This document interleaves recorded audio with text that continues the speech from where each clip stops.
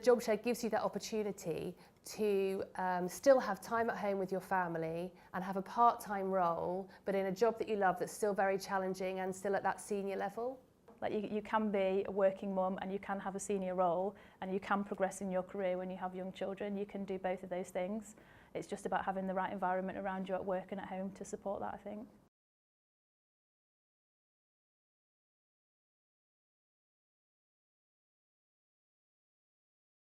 I started working with the EIS in 2013 as the head of physiology, and at the time that I got that role, it was a full-time position, but the EIS were really supportive in allowing me to work that job in a part-time flexible capacity. I had a young son at home, and they were really supportive in exploring how I would be able to work the role in 0.7, 3.5 days a week.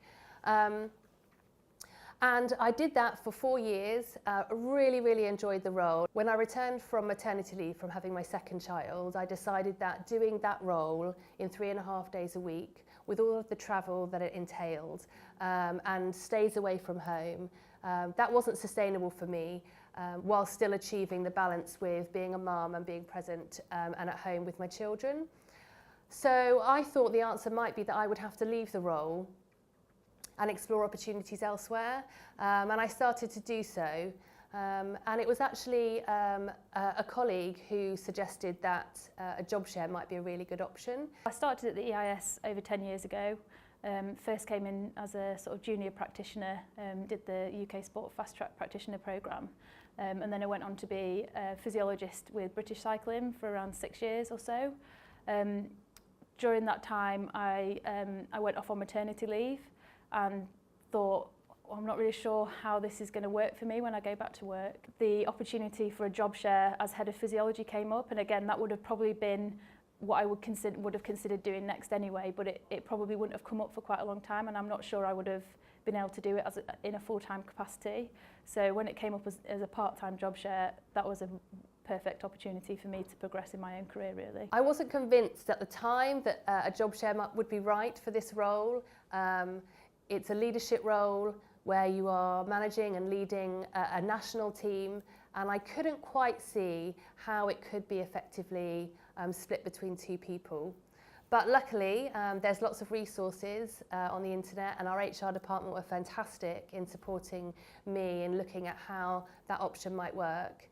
And when I sat down with my boss, Kevin Correll, to see what the challenges were in my current role and why I would have to leave it, why it wasn't sustainable, we decided that a job share actually would mitigate a lot of those challenges and allow me to do the role and still achieve a work-life balance that I really desired. I personally believe that there are very few jobs that can't be done with some form of flexibility, and job sharing is just one of those examples, as we've heard about from Esme and Emma.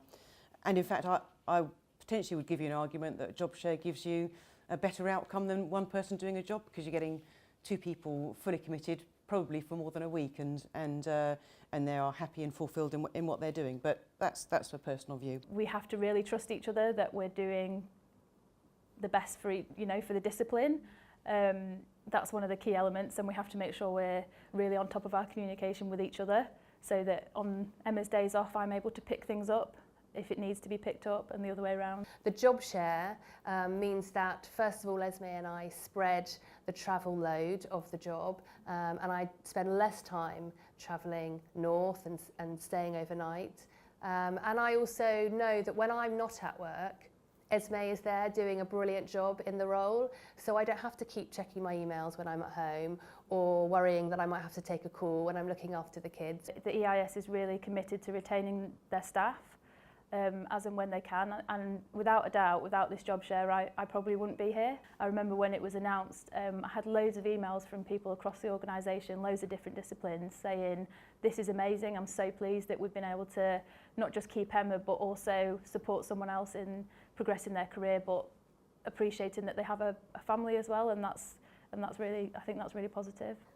I don't think you can underestimate the value of having a supportive organisation in the respect of supporting people to find a balance between family life and work, and the EIS have been absolutely extraordinary in doing that for me. When I thought the job wasn't sustainable, they explored other options that we weren't doing in the organisation at the time. So they were creative, and they thought differently about how we could retain talent in the organisation, but mitigate some of the challenges that might have forced people out of the organisation. Talking about International Women's Day in the EIS is really important for us to recognise all the work that we do to help our women in the EIS be successful, both personally and in their careers.